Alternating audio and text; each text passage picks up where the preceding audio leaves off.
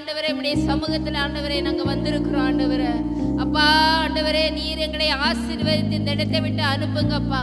வேதனையோடு, பிரச்சனையோடு, போராட்டத்தோடு ஆண்டவரே ஜனங்கள் வருவார்கள் என்றால் ஆண்டவரே அவர்களை ஆற்றி தேற்றி இந்த இடத்தை விட்டு அனுப்புங்கப்பா. ஆண்டவரே, எங்கள் ஆராதனையை நீர் ஆசீர்வதிக்கணும் ஆண்டவரே.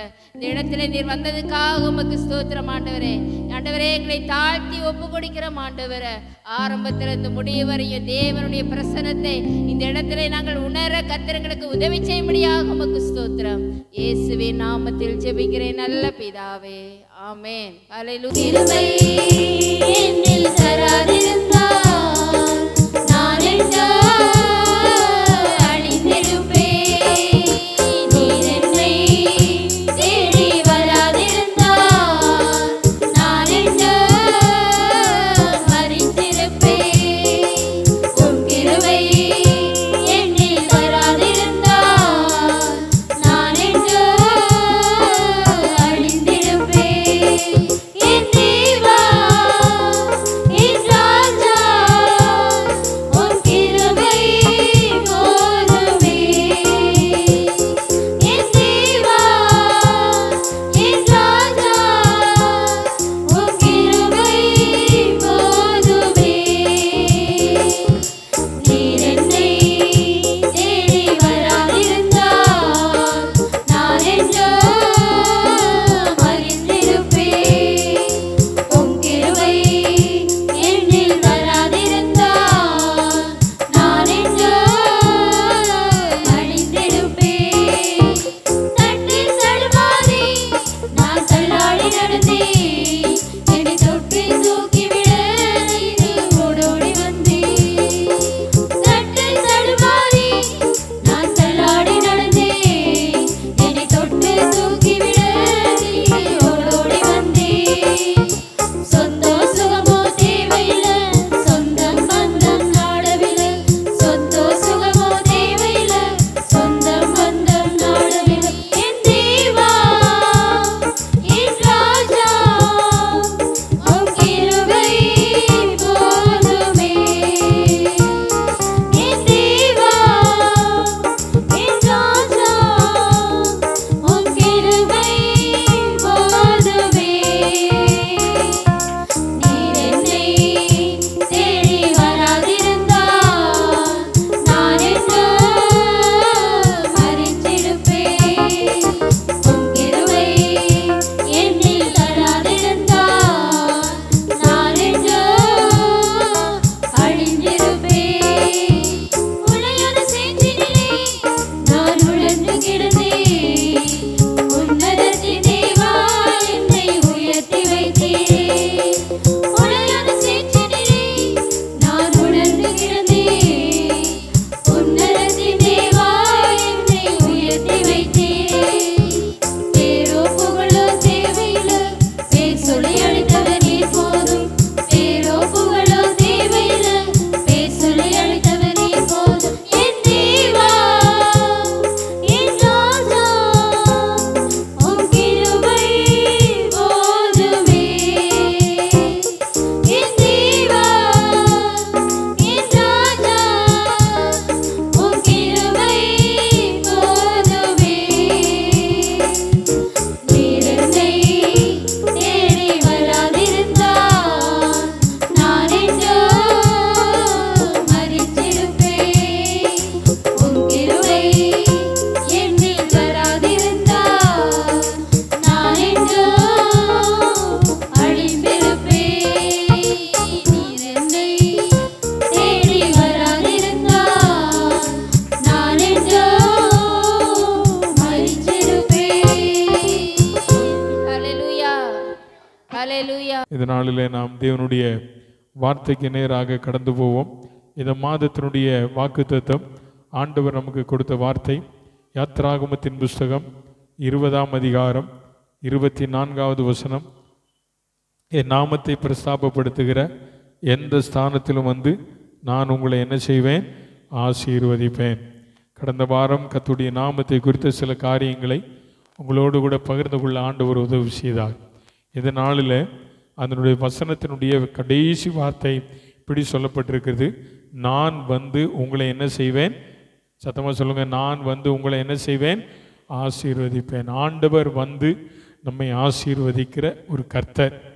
ஆண்டவர் எல்லாரையுமே எல்லா நேரத்திலுமே அவர் நம்மை ஆசீர்வதிக்கிறவர் என்பதை மறந்துவிட வேண்டாம். அவருடைய கையில் இருக்கிற ஒரு பெரிய பாக்கியம் என்ன தெரியுமா? எல்லாரையும் ஆசீர்வதிப்பது தான். எல்லாரையும் ஆசீர்வதிப்பது. அவர் கையை நீட்டி அவர் எல்லாரையும் ஆசீர்வதிக்க அவர் விருப்பம் கொண்டிருக்கிறவர். ஆகவே அந்த ஆசீர்வாதத்தை இந்த காலவேளையில் கர்த்தருடைய பிள்ளைகளாக இருக்கிறதான நாம் அதை சுதந்திரித்து கொள்ள வேண்டுமானால் அந்த ஆசீர்வாதத்தை நாம் பெற்றுக்கொள்வதற்கான வழிமுறை என்ன என்பதை இந்த நாளில் வேதத்திலிருந்து ஒரு 3 காரியங்களை உங்கள் மத்தியில் நான் சொல்ல விரும்புகிறேன். 3 காரியங்கள் இந்த நாளில் உங்களுக்கு அது மிகுந்த பிரயோஜனமாக இருக்கும் என்று நான் கர்த்தருக்குள்ள விசுவாசிக்கிறேன். ஸோ கர்த்தருடைய நாம மையப்படுவதாக. நான் வந்து உங்களை ஆசீர்வதிப்பேன். சொல்லுங்க, நான் வந்து உங்களை ஆசீர்வதிப்பேன். 115ஆம் சங்கீதம் அதனுடைய 12ஆம் வசனம் இப்படி சொல்லப்பட்டிருக்கிறது. கர்த்தர் நம்மை நினைத்திருக்கிறார், அவர் ஆசீர்வதிப்பார். சொல்லுங்க, கர்த்தர் நம்மை அவர் என்ன செய்வாரா? அப்போ ஆண்டவர் நம்மை ஆசீர்வதிக்கணும் அப்படின்னு அவர் என்ன செஞ்சிருக்கிறார் தெரியுமா? நினைச்சிருக்கிறார். அவர் நினைச்சிருக்கிறார். அப்படின்னா ஆண்டவர் இன்னைக்கு யாரை ஆசீர்வதிப்பார் என்று சொல்லி அந்த சங்கீதத்தில் அந்த வசனத்தில் 2 வசனத்தில் 3 காரியங்களை குறித்து சொல்லுகிறார். 2 வசனத்தில் 3 காரியங்கள். யாரை கர்த்தர் ஆசீர்வதிப்பார்? கர்த்தர் நம்மை நினைத்திருக்கிறார், அவர் நம்மை என்ன செய்வாராம்? ஆசீர்வதிப்பார். அப்படியானால் யாரை கர்த்தர் ஆசீர்வதிப்பார்? அதில் சொல்லப்பட்டிருக்கிறது, அவர் இஸ்ரவேல் குடும்பத்தாரை ஆசீர்வதிப்பார். ஆமென். சொல்லுங்க, யாரை கர்த்தர் ஆசீர்வதிப்பார்? சத்தமா சொல்லுங்க, யாரை கர்த்தர் ஆசீர்வதிப்பார்? இஸ்ரவேல் குடும்பம். இஸ்ரவேல்னா யாரு? இஸ்ரவேல்னா யாரு? ஆமா, யாக்கோபின் சந்ததி, நம்ம தான். கர்த்தர் நம்முடைய குடும்பத்தை ஆசீர்வதிப்பார். இஸ்ரவேலை கர்த்தர் என்ன செய்வாரா? ஆசீர்வதிப்பார். இஸ்ரவேல், யாக்கோபு ஒரு மனிதனாய் போனான், அவன் திரும்ப வரும்போது பரிவாரங்களோடு வந்தான். அப்பொழுதுதான் கர்த்தர் அவன் என்னவாய் மாற்றினார்? இஸ்ரவேலாய் மாற்றினார். அப்போ பரிவாரங்களை கொடுக்கிறவரும் கர்த்தர், ஆசீர்வாதத்தை கொடுக்கிறவரும் கர்த்தர், யாக்கோபை இஸ்ரவேல் என்று மாற்றுகிறவரும் கர்த்தர். அந்த கர்த்தர் சொல்றார், கர்த்தர் நம்ம என்ன செய்திருக்கிறாரா? நினைத்திருக்கிறார், அவர் நம்ம என்ன செய்வார்? ஆசீர்வதிப்பார். அவர் இஸ்ரவேல் குடும்பத்தாரை என்ன செய்வார்? ஆசீர்வதிப்பார். அதனை தொடர்ந்து இன்னொரு வார்த்தை சொல்லப்பட்டிருக்கிறது, அவர் ஆரோன் குடும்பத்தாரை, சொல்லுங்க, ஆரோன் குடும்பத்தை கர்த்தர் என்ன செய்வாரா? ஆமா, ஆசீர்வதிப்பார். ஆரோன் யார்? பிரதான ஆசாரியன், மோசேயினுடைய சகோதரன். ஆசரிப்பு கூடாரத்திலே தேவனுக்கு ஊழியம் செய்ததான ஒரு தேவனுடைய மனிதர். தோத்திரம், அல்லேலூயா. அப்படிதானே? அப்படிதானே? பேசுங்க, அப்படிதானே? ஆமா, அவர் ஆசாரிய ஊழியம் செய்தவர், தேவனுக்காய் ஊழியம் செய்தவர். மோசேயோடு கூட எல்லா விதங்களிலும் ஊழியத்தில் அவருக்கு தோள் கொடுத்தவர். அவரை கர்த்தர் மறக்கல. அவர் சொல்றாரு, நான் ஆரோன் குடும்பத்தை என்ன செய்வேன்? ஆசீர்வதிப்பேன். அடுத்த வசனம் சொல்லுகிறது, கர்த்தருக்கு பயப்படுகிற பெரியோரையும். ஆமா, கர்த்தர் உங்களையும் விட்டு வைக்கல. நல்லா கவனிச்சு பாருங்க. சின்ன பிள்ளைகளையும் கர்த்தர் என்ன செய்கிறவராக இருக்கிறார்? ஆசீர்வதிக்கிறார். பெரியவர்களையும் கர்த்தர் என்ன செய்வாரா? ஆனால் அந்த ஆசீர்வாதத்துக்கு ஒரே ஒரு காரணம், நம்ம கர்த்தருக்கு பயப்படணும். அப்படிதான் சொல்லுது. கர்த்தருக்கு பயப்படுகிற பெரியோரையும் சிறியோரையும் கர்த்தர் என்ன செய்வார்? ஆமா, கர்த்தர் ஆசீர்வதிப்பார். கர்த்தருக்கு பயப்படுகிற பெரியோரையும் சிறியோரையும். அப்போ இதுல 4 விதமான கூட்டத்தாரை குறித்து ஆண்டவர் சொல்றார். 1, இஸ்ரவேல் குடும்பத்தை கர்த்தர் ஆசீர்வதிப்பார். ஆரோன் குடும்பத்தை கர்த்தர் ஆசீர்வதிப்பார். கர்த்தருக்கு பயப்படுகிற பெரியவர்களையும் சிறியவர்களையும் கர்த்தர் என்ன செய்வார்? ஹலோ ஹலோ, யாரை கர்த்தர் ஆசீர்வதிப்பார்? கர்த்தருக்கு பயப்படுகிற சிறு பிள்ளைகளை கர்த்தர் ஆசீர்வதிப்பார். அதனால தான் ஆண்டவர் சொன்னார், சிறு பிள்ளைகள் என்னிடத்தில் வருவதற்கு தடை பண்ணாதுங்க, பரலோக ராஜ்யம் அப்படிப்பட்டது. அப்போ உங்களை கர்த்தர் ஆசீர்வதிப்பாரா? ஆசீர்வதிக்க மாட்டாரா? ஆமா, வேதம் சொல்லுகிறது, கர்த்தருக்கு பயப்படுதலே ஞானத்தின் ஆரம்பம். கர்த்தருக்கு பயந்தீங்கன்னா போதும், ஏசப்பாவுக்கு பயப்படுகிற பிள்ளைகளை கர்த்தர் என்ன செய்வார்? ஆசீர்வதிப்பார். இப்போ இந்த ஆசீர்வாதத்திற்கு ஒரு ஆசீர்வாதம் எல்லாம் சொல்லப்பட்டிருக்கிறது. ஆண்டவர் சொல்றாரு, நான் ஆசீர்வதிப்பேன், ஆரோன் குடும்பத்தை ஆசீர்வதிப்பேன், கர்த்தருக்கு பயப்படுகிற ஆசீர்வதிப்பேன், இஸ்ரவேலை ஆசீர்வதிப்பேன். உண்மைதாங்க. ஆனால் இந்த ஆசீர்வாதத்தை நம்ம பெற்றுக்கொள்வது என்பது சாதாரண காரியம் இல்லை. தேவனுடைய ஆசீர்வாதங்களை தேவன் தரணும்னு சொன்னா சில நிபந்தனைகளை கர்த்தர் வைத்திருக்கிறார். அந்த நிபந்தனைகள்ல ஒன்று இதில் சொல்லப்பட்டிருக்கிற வார்த்தை என்ன தெரியுமா? நீங்க வேதத்தில் வாசித்து பாருங்க. 11ஆம் வசனத்தில் என்ன சொல்லப்பட்டிருக்குது? 115ஆம் சங்கீதம் 11ஆம் வசனத்தில்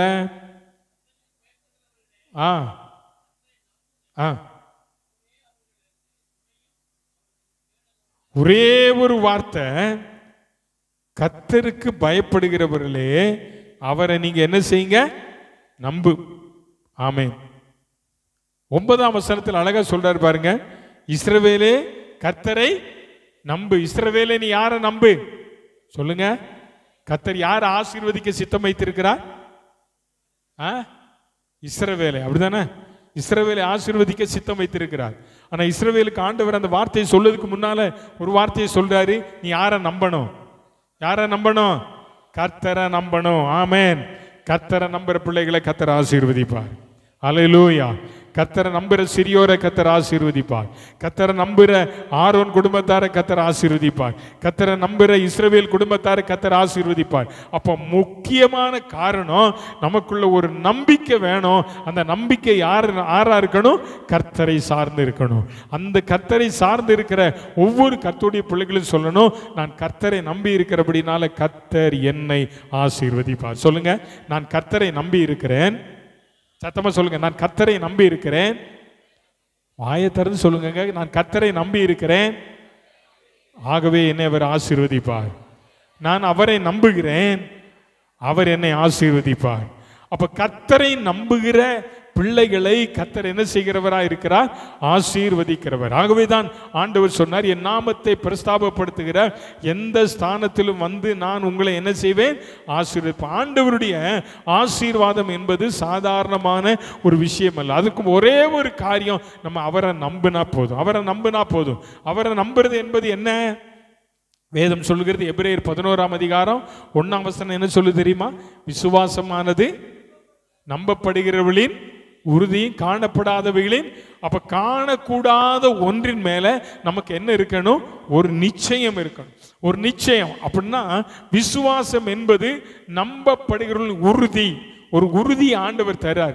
நம்பிக்கை தான் நமக்கு ரொம்ப முக்கியம். எல்லாவற்றுக்கும் என்ன காரணம்? நம்பிக்கை. ஆண்டவர் மேல இருக்கிற நம்பிக்கை. கர்த்தர் எனக்கு இந்த காரியத்தை செய்வார், கர்த்தர் எனக்கு இந்த காரியத்தை வாய்க்க செய்வார், கர்த்தரின் பிள்ளைகளுடைய வாழ்க்கையில் இந்த காரியத்தை செய்வார். உன்னுடைய வாயிலிருந்து புறப்படுகிற வார்த்தைகள், அந்த அறிக்கை இருக்கு பாருங்க, அதுதான் உனக்குள்ள விசுவாசத்தை ஊண்டக்கூடியதா இருக்கும். அந்த வார்த்தைகள் தான் உன்னுடைய வாழ்க்கையில விசுவாசத்தை உயிர் மீட்சி அடையக்கூடியதா இருக்கும். இப்ப கர்த்தருக்கு பயப்படுகிற பெரியோரையும் சிறியோரையும் கர்த்தர் என்ன செய்வார்? ஆசீர்வதிப்பார். அப்ப இதற்கெல்லாம் ஒரே ஒரு காரணம், நம்ம யார் மேலதான் நம்பிக்கை வைக்கணும்? கர்த்தர் மேல. வேற யார் மேல நம்பிக்கை வைக்க கூடாது. வேற யார், எந்த மந்திரவாதி மேல நம்பிக்கை வைக்காது, எந்த மனுஷன் மேல நம்பிக்கை வைக்காது. மந்திரமெல்லாம் போய், மையெல்லாம் போய், இயேசுதான் மெய். ஆமென். மனுஷனை நம்மால நாம் நம்முடைய வாழ்க்கையில நாம் கடைபிடித்தால், நம்முடைய வாழ்க்கையில நாம் அதை செய்தால் தேவன் நம்மை ஆசீர்வதிப்பார். அப்படின்னா என்ன காரியத்தை செய்யணும்? வாசிங்க, உபாகமத்தின் புஸ்தகம் 28ஆம் அதிகாரம் 1ஆம் வசனம் 2ஆம் வசனம். 1ஆம் வசனம் 2ஆம் வசனம். டியூட்ரானமி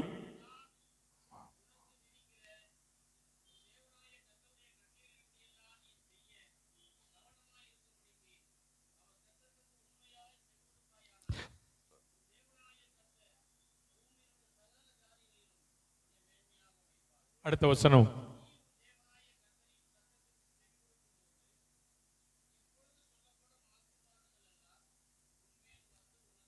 ஆமென். ஹல்லேலூயா. சத்தமா சொல்லுங்க, ஹல்லேலூயா. ரெண்டு காரியத்தை கர்த்தர் சொல்றார். இங்க இஸ்ரவேல் ஜனங்களுக்கு கொடுக்கப்பட்டதான ஒரு பெரிய கட்டளை. 28ஆம் அதிகாரம் 1ஆம் வசனம் சொல்லுகிறது, இன்று. எப்படி? இன்று. நாளைக்கு நீங்க படிச்சீங்கன்னா அது எப்படி இருக்கும்? இன்று மாறாது. அப்போ ஒவ்வொரு நாளும் ஆண்டவர் நமக்கு கொடுத்திருக்கிற கட்டளை இன்று. இன்று நான் உனக்கு விதிக்கிற கட்டளைகளை, கர்த்தருடைய கட்டளைகளின்படியெல்லாம் செய்ய நீ என்ன செய்வா இருக்கணும்?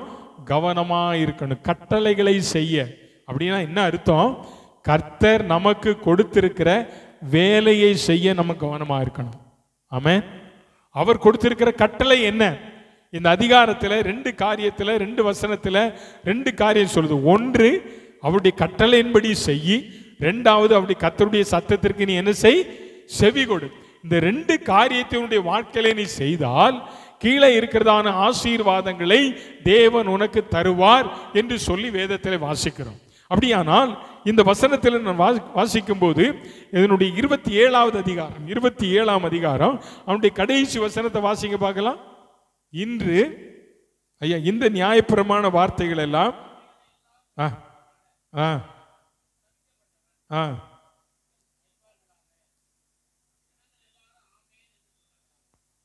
இந்த நியாயப்பிரமாண வார்த்தைகளை எல்லாம் கை கொண்டு நடவாதவன் எப்படிப்பட்டவன்?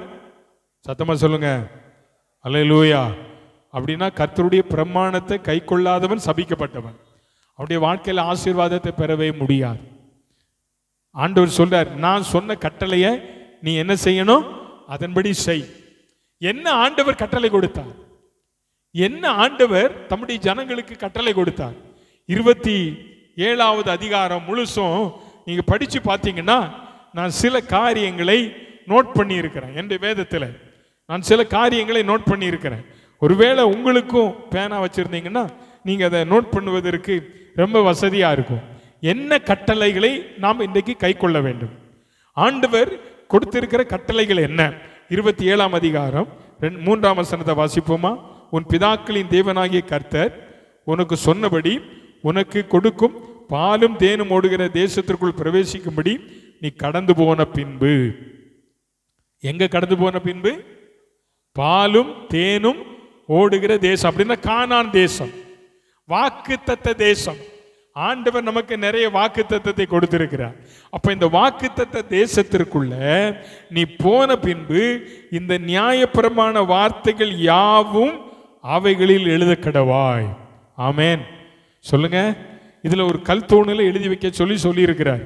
நான் இன்னைக்கு சொல்றேன், நமக்கு ஆண்டவர் வைத்திருக்கிற அந்த பரம கானான், அந்த வாக்குத்தத்த தேசம், இதை நான் சுதந்திரிப்பதற்கு ஆண்டவர் சில நியாயப்பிரமாண வார்த்தைகளை நம்மை கை கொள்வதற்கு சொல்லுகிறார். அப்படிப்பட்டதான வார்த்தைகளை என்ன நம்ம கை கொள்ளணும்? 27வது அதிகாரத்தில் 15ஆம் வசனத்தை வாசிங்க பார்க்கலாம்.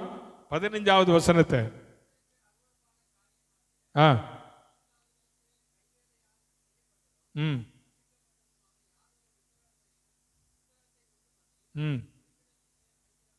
சோத்திரம். போதுமா? இங்கே அப்ப ஆண்டவர் சொல்றார் மோசே கிட்ட, நான் இந்த வார்த்தைகளை சொல்லும் போதெல்லாம் நீங்க என்னன்ற வார்த்தையை சொல்லணும்? ஆமேன். ஆமேன் என்றால் என்ன அர்த்தம்? அப்படியே எங்க முதல்ல அவர் சொல்றாரு, விக்கிரகத்தை உண்டு பண்ணி ஒளிப்பிடத்தில் வைக்கிறவன் அவன் ஆசீர்வதிக்கப்பட்டவனா? சொல்லுங்க. அவன் ஆசீர்வதிக்கப்பட்டவனா சபிக்கப்பட்டவன்? நீங்க பாருங்க, லேயாள் தானா? ராகேல். சார், ராகேல் அப்பா வீட்டில இருந்து வரும்போது எதை கொண்டு வந்துட்டா? சில விக்கிரகங்களை தூக்கிட்டு வந்துட்டான். இதை இந்த அம்மா ஒளிச்சு வச்சிட்டு இருந்தாங்க. ஆனா இந்த அம்மாவுக்கு என்ன நடந்து தெரியுமா? பிள்ளை இருந்துச்சா? இல்ல. ஆண்டவரே கற்பத்தை என்ன செஞ்சிட்டாரு? அடைச்சிட்டார். ஆண்டவரே அடைச்சிட்டார். இங்க வேதம் சொல்லுகிறது, என்ன சொல்லுது? விக்கிரகத்தை உண்டு பண்ணி ஒளிப்பிடத்தில் வைக்கிறவன். இப்ப நீங்க எல்லாரும் ஆமேன்னு சொல்லணும். என்னன்னு சொல்லணும்? ஆமேன். ஏன் சொல்ல மாட்டேங்கிய? நமக்குள்ள சில விக்கிரகங்கள் இருக்குது. நமக்குள்ள சில விக்கிரகங்கள் என்ன இருக்கு? ஒளிப்பிடத்தில் வச்சிருக்கோம். ஒளிப்பிடத்தில் இருக்கு சிலதெல்லாம். இன்னும் அது உங்களுக்கு தான் தெரியும். உங்களுக்கு தான் தெரியும். ஆனா நீ மறைக்கல, நீ அதை வெளிப்படுத்தல, அதை விட்டுறல அப்படின்னா ஆண்டவரே உனக்கு உரிய காரியத்தை செய்வார். தேவனுக்கு பிரியமில்லாத, அதனாலதான் ஆண்டவர் 20ஆம் அதிகாரத்தில் ஏற்கனவே சொல்லிட்டார், என்னை அன்றி வேற தேவர்கள் உனக்கு உண்டாயிருக்க வேண்டாம். அப்ப அதை செஞ்சு நீ வைக்காதன்றார். விக்கிரகம் ஆண்டவருக்கு பிரியமில்லாதது, ஆண்டவரை விட மேலாக நம்ம எதெல்லாம் நேசிக்கிறோமோ அது எல்லாமே நமக்கு விக்கிரகம் தான். ஆமென் சொல்லுங்க. ஆண்டவரை விட நம்ம எதெல்லாம் அதிகமாக நேசிக்கிறோம் அப்படின்னா, நம்ம ஆண்டவரை விட எதெல்லாம் அதிக முக்கியத்துவம் ஃபர்ஸ்ட் ப்ரிஃபரன்ஸ் கொடுக்கிறோமோ அதெல்லாம் நமக்கு என்னவா மாறிடும்? என்னமா மாறிடும்? ஏன் பேச மாட்டேங்க? நீங்க ஒளிச்சு வச்சிருக்கீங்களோ எதுவும்? ஆமென். ஆண்டவர் தான் சொல்றார், இந்த நியாயப்பிரமாண வார்த்தைகளை கை கொண்டு நடக்கணும். நான் ஆண்டவரே செய்ய மாட்டேன், உமக்கு பிரியமில்லாத எந்த ஒரு காரியத்தையும் நான் செய்யவே மாட்டேன், ஒளிச்சு வைக்க மாட்டேன். அனனியா சப்பீரா மாதிரி நிறைய ஒளிச்சு வைக்கிறாங்க. அனனியா சப்பீரா என்ன செஞ்சாங்க? நிலத்தை விட்டு பாதி என்ன செஞ்சிட்டாங்க? ஒளிச்சு வச்சிட்டாங்க. ஒளிச்சு வச்சிட்டாங்க. பேதுரு கேட்கிறான், இவ்வளவுக்கு தான் வித்தீங்களா? ஆமையா, இவ்வளவுக்கு தான் வித்தோம். என்ன நடந்ததுன்னு உங்களுக்கு தெரியும். ஆண்டவருடைய வார்த்தை சொல்லுது, நீ கை கொள்ள வேண்டும். அப்ப இங்க என்ன சொல்றாரு? விக்கிரகத்தை உண்டு பண்ணி ஒளிப்பிடத்தில் வைக்கிறவன் சபிக்கப்பட்டவன் என்பார்களாக. அதற்கு ஜனங்கள் எல்லாரும் என்ன சொல்லணும்? என்ன சொல்லணும்? ஆமென்.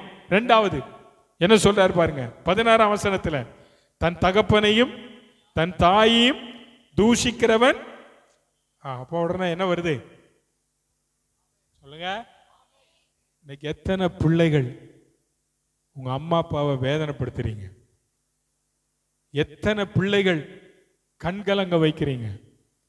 எத்தனை பிள்ளைங்க அம்மா அப்பாவை தூஷிக்கிறீங்க? உன்னை பெற்ற தாய் தகப்பனை ஒரு நாள் நீ என்ன செய்யாத? ஹலோ, என்ன செய்யாத? தூஷிக்காத. உன் தகப்பனையும் உன் தாயையும் தூஷிக்கிறவன் யாரு? ஆமா, உங்க அப்பாவை பார்த்து உங்க அப்பாட்ட ஏத்து பேசாத, அம்மாவை ஏத்து பேசாத, தூஷிக்காத. நீ உங்க அப்பாவை உங்க அம்மாவை பேசாத. உன் வாழ்நாள் நீடித்திருப்பதற்கு உன் தாயின் தகப்பனை என்ன செய்யணும்? உனக்கு சாபம் வந்து சேர்ந்துருன்றாரு. நான் சொல்லலைங்க, கர்த்தருடைய நியாயப்பிரமாண புத்தகம் சொல்லுது. அதனாலதான் 28வது அதிகாரத்துல இன்னைக்கு நான் உனக்கு சொல்ற கட்டளை நீ கை கொண்டார். இதெல்லாம் இவன் கை கொள்ளாம போயிட்டான்.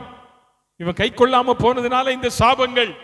நீ கை கொண்டால் உனக்கு ஆசீர்வாதம் இருக்குன்னு ஆண்டவர் சொல்றார். இன்னைக்கு நம்ம வாழ்க்கை எப்படி இருக்கு? 17ஆம் வசனம் சொல்லுது, பிறனுடைய எல்லைக்குறியை 17வது வசனம், பிறனுடைய எல்லைக்குறியை ஒற்றி போடுகிறவன். அப்படின்னா என்ன அர்த்தம்? பிறனுக்குரியதான சொத்தை அபகரிக்கிறவன் சபிக்கப்பட்டான்.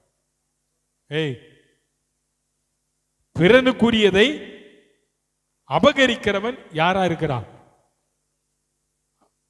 வஞ்சிக்க கூடாது. உன் கூட பிறப்பினுடைய சொத்தை நீ என்ன செய்யாத? வஞ்சிக்காத. கூட பிறப்புகளை வஞ்சிக்கிறவங்க ஒரு நாள் நல்லா இருக்க மாட்டான். நான் சொல்லல, பைபிள் சொல்லுது, வேதம் சொல்லுது. அடுத்து 18ஆம் வசனத்தில் என்ன சொல்லுது? குருடனை வழிதப்ப செய்கிறவன். குருடனை வழிதப்ப செய்கிற சில ஆட்கள் இருக்காங்க பாருங்க. சரி, நல்ல கண்ணு தான் இருக்கும், ஆனா அவங்களை எந்த விதங்கள் எல்லாம் வழிதப்ப அனுப்பணுமோ எல்லா விதத்திலும் செய்வான். சபிக்கப்பட்டவன். 19, பரதேசி, திக்கற்றவன், விதவை ஆகிய இவருடைய நியாயத்தை புரட்டுகிறவன் சபிக்கப்பட்டவன். கொலை செய்கிறவன் சபிக்கப்பட்டவன். பரிதானம் வாங்குகிறவன், லஞ்சம் வாங்குகிறவன் சபிக்கப்பட்டவன். இதெல்லாம் சாபம். அப்படி சொல்லிட்டு 28வது அதிகாரத்திற்குள்ள ஆண்டவர் வரும்போது சொல்றாரு, இப்ப நான் உனக்கு ஒரு கட்டளை கொடுக்கிறேன்.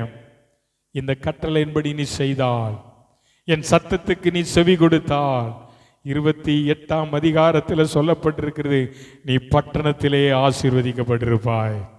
அல்லேலூயா, அல்லேலூயா. நீ சபிக்கப்பட்டு இருக்க மாட்டாய், நீ பட்டணத்திலே ஆசீர்வதிக்கப்பட்டு இருப்பாய், நீ வெளியிலே ஆசீர்வதிக்கப்பட்டு இருப்பாய், உன் குடும்பத்தில் ஆசீர்வதிக்கப்பட்டு இருப்பாய், உன் கற்பத்தின் கனி ஆசீர்வதிக்கப்படும், உன் மாவு தொட்டி ஆசீர்வதிக்கப்படும், எண்ணெய் தொட்டி ஆசீர்வதிக்கப்படும். போகையிலும் வரையிலும் கர்த்தர் உன்னை என்ன செய்வார்? ஆசீர்வதிப்பார். உனக்கு விரோதமாய் ஒரு வழியாய் வருவார்கள், 7 வழியாய் ஓடி போவார்கள். உன்னை நான் வாளாக்காமல் தலையாக்குவேன், நீ கீழாகாமல்.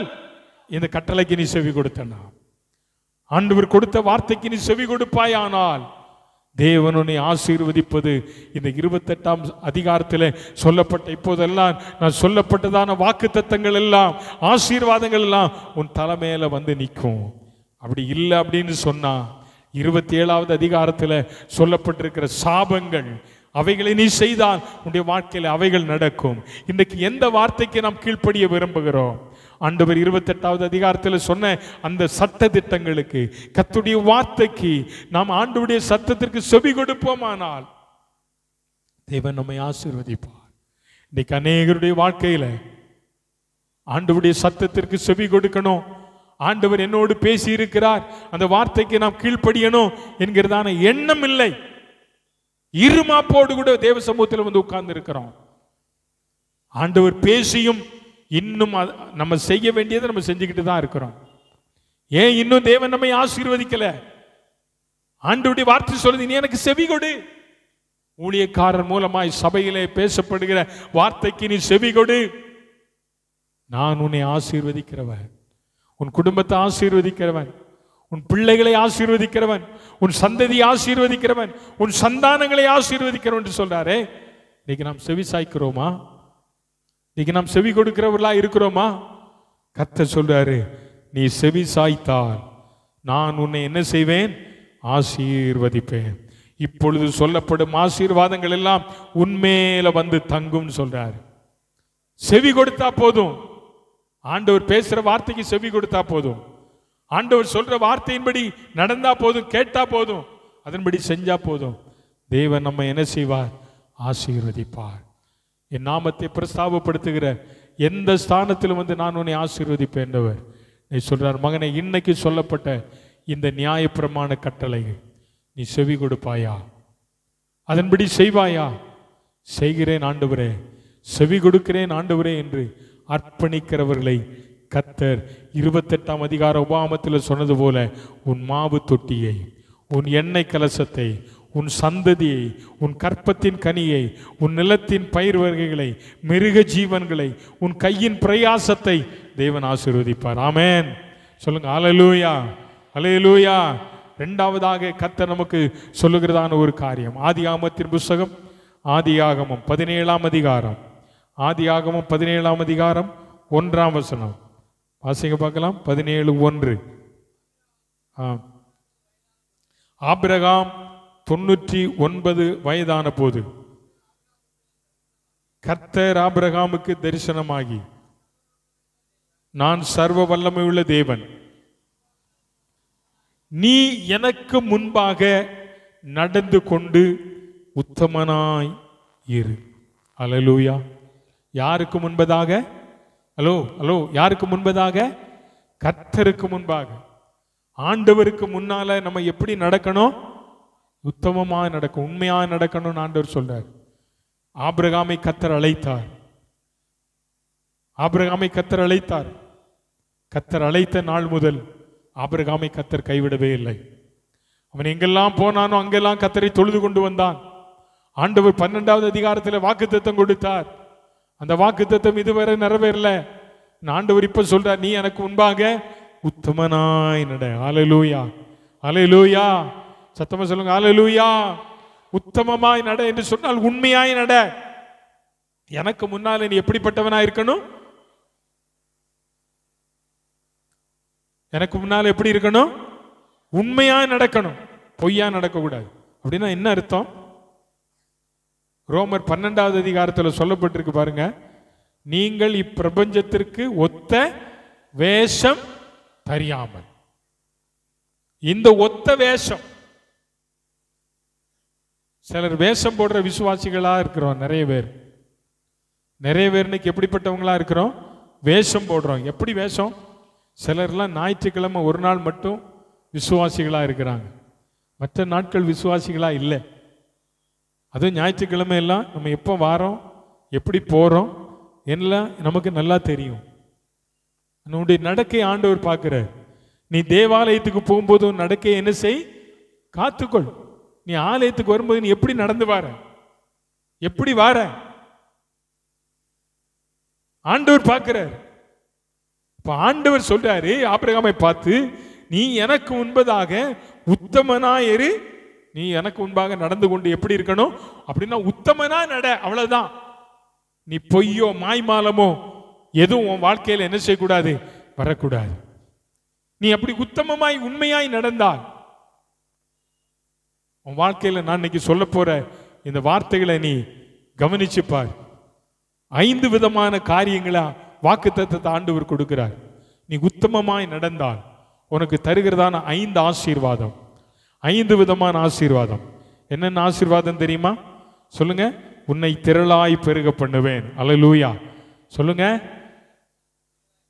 உன்னை திரளாய், யார யார என்னன்னு சும்மா எல்லாம் சொல்லக்கூடாது. உத்தமமாய் நடந்தா உன்னை ஆண்டவர் திரளா பெருக பண்ணுவார். உன்னை எப்படி செய்வாரா? உத்தமமாய் நடந்தான்.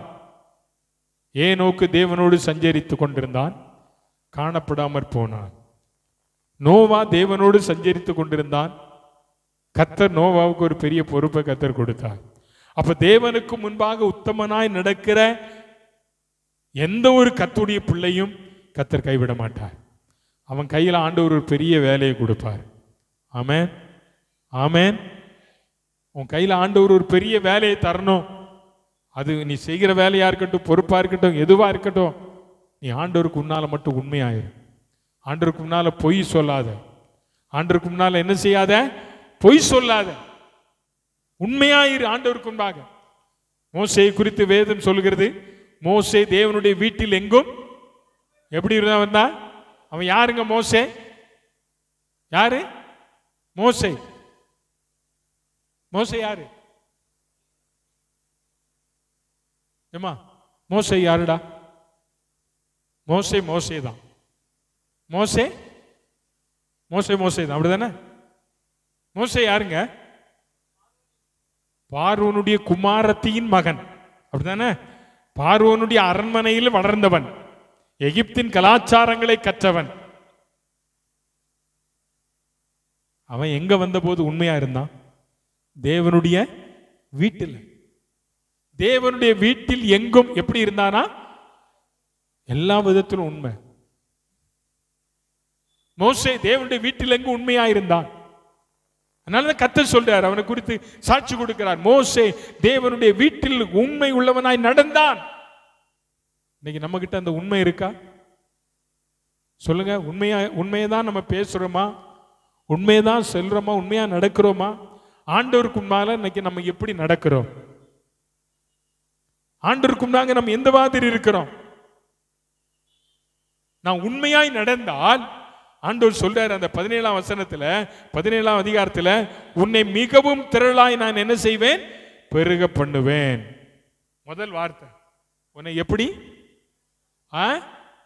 சத்தமா சொல்லுங்க. அப்படியே சொல்றாரு. மிகவும். மிகவும்னா என்ன அர்த்தம்? கொஞ்சம் இல்ல, நிறைய. ஆமென். நீ ஆண்டவருக்கு முன்பாக உத்தமனா இருந்தன்னா கர்த்தர் உன்னை உன் சந்ததிக்கு முன்பதாக, உன் உடன்பிறப்புகளுக்கு முன்பதாக, உன் பஸ்தியில மிகவும் பெருக பண்ணுவார். ஆமென். ஆண்டவருடைய வார்த்தை அப்படிதான் இருக்கு. நீ உத்தமனா இரு, நான் உன்னை பெருக பண்ணுகிறேன். உனக்கு பெருக்கத்தை தர 2 × 4. இது இன்னைக்கு இருக்கிற கணக்கு. ஆண்டவருக்கு முன்னால் நீ உத்தமனா இருந்தா 2 × 2 4 இல்ல, அது 40 கூட ஆண்டவர் மாற்றுவார். அது 4000 என் ஆண்டவர் மாற்ற அவர் வல்லவராய் இருக்கிறார். அல்லேலூயா. அது மட்டும் ஆண்டவர் சொல்றாரு, 4ஆம் வசனத்தை சொல்றாரு பாருங்க, நீ திரளான ஜாதிகளுக்கு என்னவாவாய்? பேசுங்களேன், இந்த பக்கம் இருக்கிறவங்க எல்லாம் பைபிளை பாருங்களேன் கொஞ்சம். நீ திரளான ஜாதிகளுக்கு என்னவாய் மாறுவாய்? இவனுக்கு இப்ப பிள்ளை இருக்கா? இல்ல. ஆண்டவர் இப்பதான் வாக்குத்தத்தம் கொடுக்கிறார். ஆனா இப்ப சொல்றாரு, நீ எனக்கு முன்பாக உத்தமனாய் நடந்தா உன்னை நான் எல்லாத்துக்கும் ஃபாதரா மாத்திருவேன். அல்லேலூயா. கர்த்தர் மாத்தினாரா மாற்றலையா? மாத்தினார்ல. ஆமென். திரளான ஜாதிகளுக்கு, திரளாய் உன்னை பெருக பண்ணுவேன். திரளான ஜாதிகளுக்கு நீ யாரா இருப்ப?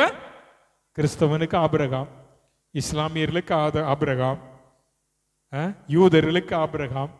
எல்லாரும் இன்னைக்கு யாரதான் தகப்பன்னு சொல்றோம்? சொல்லுங்க. நீங்களும் நானும் புறஜாதிகளா இருக்க நம்மளும் யாரதான் சொல்றோம்?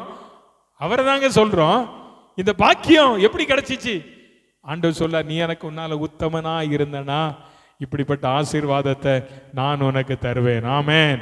சொல்லுங்க. அல்லேலூயா, அல்லேலூயா, அல்லேலூயா. உன் வாழ்க்கையில உத்தமம் தேவை, உண்மை தேவை.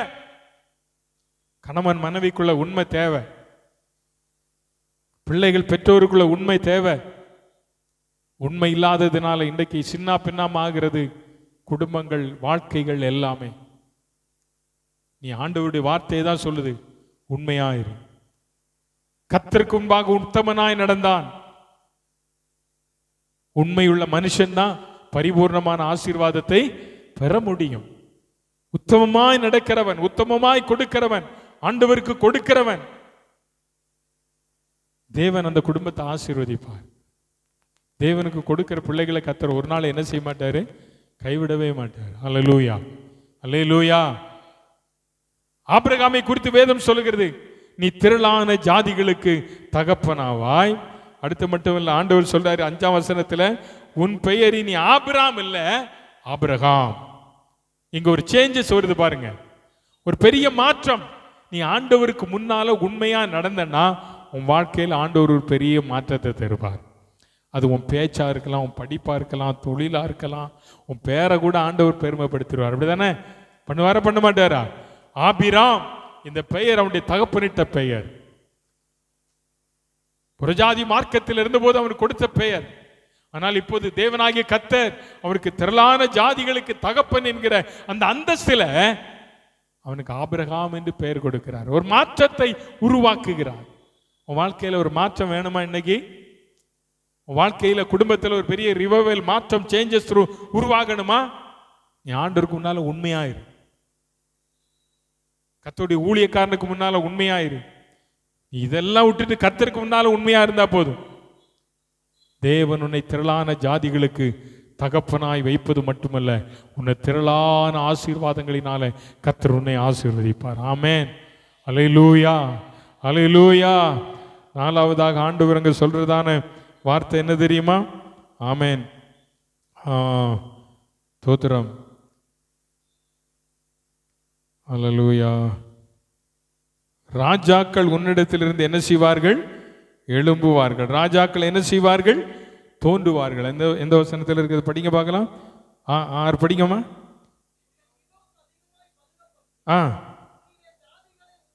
உன்னில ஜாதிகளை உண்டாக்குவேன். உன்னிடத்திலிருந்து என்ன செய்வாங்க? சொல்லுங்க. உன்னிடத்திலிருந்து யார் எழும்புவாங்க? உன்னிடத்திலிருந்து ராஜாக்கள் எழும்புவார்கள். ஆமென். அல்லேலூயா. ஐயா, ஆபிரகாம் யாருங்க? ஒண்ணும் தெரியாதவருக்கு. ஆனா கர்த்தர் சொல்றாரு, உன்கிட்ட இருந்து தான் ராஜா எழும்ப போறார். எழும்பினாரா எழும்பலையா? எழும்பினாரா எழும்பலையா? யூத ராஜசிங்கம் இயேசு எழும்பினாரா? அல்லேலூயா. ராஜாக்களை கர்த்தர் எழுப்புகிறவர். நீங்களும் நானும் உண்மையா நடந்தோம்னா நம்ம சந்ததிகளை கர்த்தர் ராஜாவாய் மாற்றுவார். அல்லேலூயா. ராஜாக்களாய், ராணிகளாய் கர்த்தர் மாற்றுவார். மாற்றுவாரா மாற்ற மாட்டாரா? மாற்றுவாருங்க. அந்த நம்பிக்கை தான் நமக்கு வேணும். கர்த்தரை நம்பு. சொல்லு, இன்னைக்கு நான் கர்த்தருக்கு முன்பாக உண்மையா இருக்கிறேன், நான் உண்மையா நடக்கிறதுனால கர்த்தர் என் சந்ததியை ராஜாவாய் மாற்றுவார். கர்த்தர் என் சந்ததியை ராணியாய் மாற்றுவார். கர்த்தர் என் சந்ததியை இந்த தேசத்துல உயர் ஸ்தானத்தில் கொண்டு வந்து நிறுத்துவார். நம்ம வாயில தான் வரணும் அந்த வார்த்தை. எங்க வரப்போகுது நீ அப்படின்னு சொன்னா வராமே போயிடும். ஆண்டவர் சொல்றாரு, உன் சந்ததிய உனக்குள்ள இருந்து ராஜாக்கள் என்ன செய்வாங்க? எழும்புவாங்க, தோன்றுவார்கள். ராஜாக்கள் தோன்றுவார்கள். தீர்க்க தரிசனம் அடிக்கிறார் பாருங்க கர்த்தர். ஆபிரகாமே, நீ எனக்கு முன்னால உத்தமனா நடந்தனா உன் சந்ததியில யார் வருவா? ராஜாக்கள். இந்த ஆபிரகாம் மட்டும் அன்னைக்கு கொஞ்சம் பேக் ஸ்லைடிங் ஆயிருந்தாருன்னா மத்தேயு 1:1 என்ன சொல்லுது? ஆபிரகாமின் குமாரனும் ஆபிரகாமின் குமாரனும். இந்த வசனம் கூட உங்களுக்கு தெரியலையே அம்மாமாரே. ஆபிரகாமின் குமாரனும் தாவீதின் குமாரனுமான ஆபிரகாமுக்கு அடுத்து டைரக்டா எங்க வந்துட்டாரு கர்த்தர்? சொல்லுங்க, யார்கிட்ட வந்துட்டாரு? அப்ப அந்த சந்ததியில தானே யூத ராஜசிங்கம் எழும்பினாரு. அப்ப கர்த்தர் சொன்ன வார்த்தை மாறிச்சா? கர்த்தர் சொன்ன வார்த்தை நிறைவேறிச்சா? நிறைவேறிச்சா என்ன? அப்ப உங்களுக்கு சொன்ன வார்த்தை நிறைவேறுமா? சொன்னதை செய்யும் அளவும் அவர் கைவிடவே சொன்னதை செய்யும் அளவும் என்னை கைவிடவே மாட்டார். பெத்தே இது வானத்தின் வாசல், ஏசையா ஆசீர்வாதத்தின் வாசல். சொன்னதை செய்யும் அளவும் ஆண்டவர் ஆபிரகாமுக்கு சொன்னார், அதை செய்தார். உங்களுக்கு சொன்னதை கர்த்தர் செய்வார். உன் சந்ததிக்கு சொன்னதை கர்த்தர் செய்வார். சொல்லுங்க அல்லேலூயா. என் சந்ததியில ராஜாக்கள் தோன்றுவார்கள்.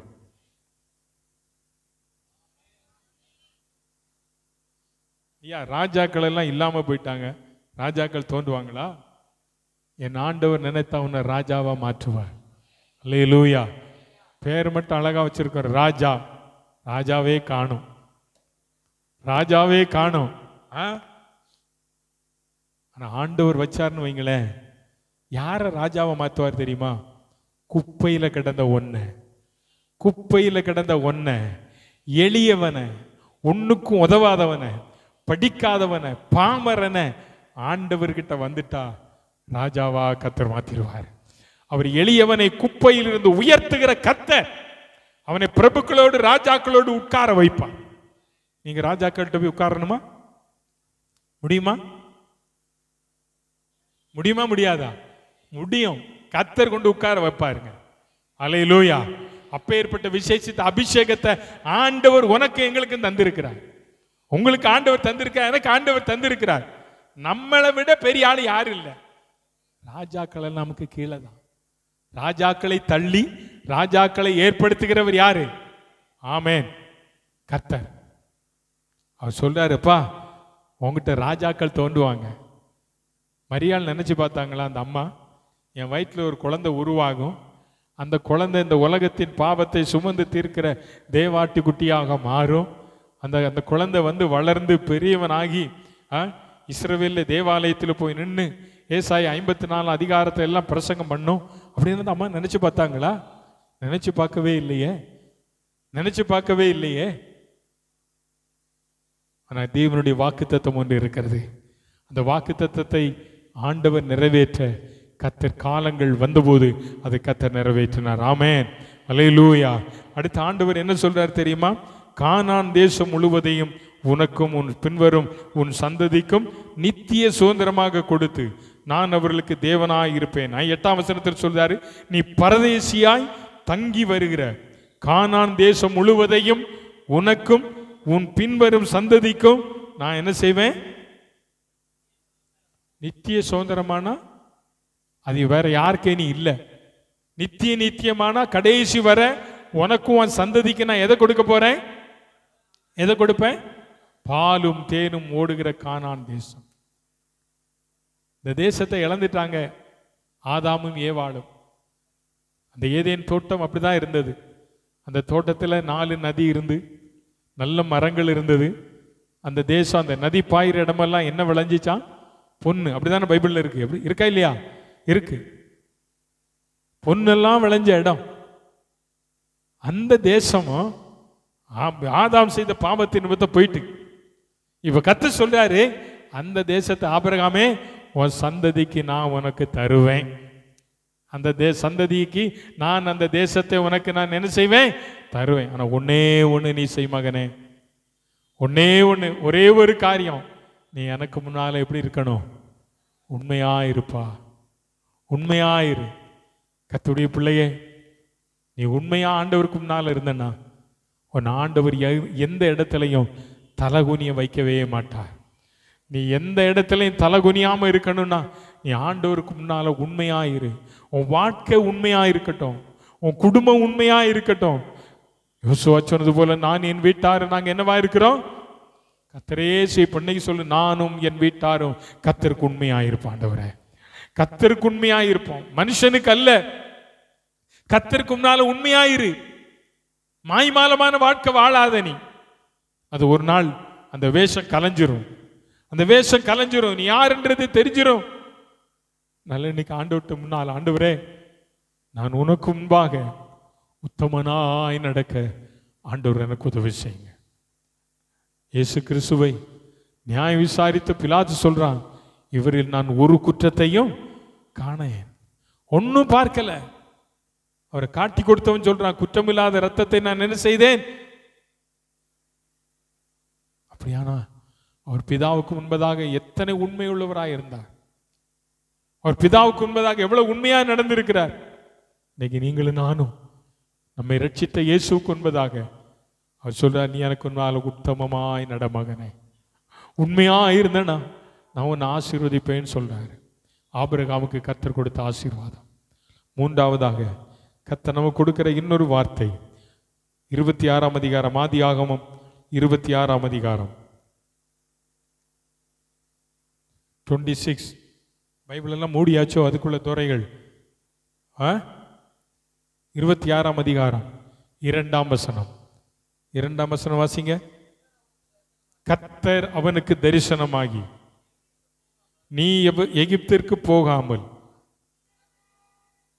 நான் உனக்கு சொல்லும் தேசத்திலே சொல்லுங்க குடி. நீ எங்க போக கூடாது? எகிப்துக்கு போகாத, எகிப்துக்கு போகாத, கேரார்ல குடியிரு. நீ குடியிருக்க வேண்டிய இடம் எகிப்து அல்ல. நீ குடியிருக்க வேண்டிய இடம் எகிப்து அல்ல. நீ குடியிருக்க வேண்டிய இடம் தேவன் சொல்லுகிற இடம், அது கேரார். ஆமென், அல்லேலூயா. சத்தமா சொல்லுங்க, அல்லேலூயா, அல்லேலூயா. நீ இங்கே குடியிருன்றார். ஈசாக்கு வாழ்ந்ததான அந்த தேசத்தில் ஒரு பெரிய பஞ்சம். பஞ்சத்தின் நிமித்தமாக பிரயாணப்பட ஆரம்பிச்சிட்டார் ஈசாக். இனி இந்த தேசத்தில் இருந்தால் நம்ம வாழ முடியாது, செத்து போயிடுவோம் அப்படின்னு நினைச்சானா எனக்கு தெரியல, கிளம்ப ஆரம்பிச்சிட்டான். ஆனா கர்த்தர் சொல்றாரு, இல்ல நீ இங்கே குடியிருப்பா, நீ இங்கே குடியிரு, நான் உனக்கு சொல்கிற தேசத்தில் குடியிரு. ஆண்டவர் நமக்கென்று ஒரு குடியிருப்பை வச்சிருக்கிறார்.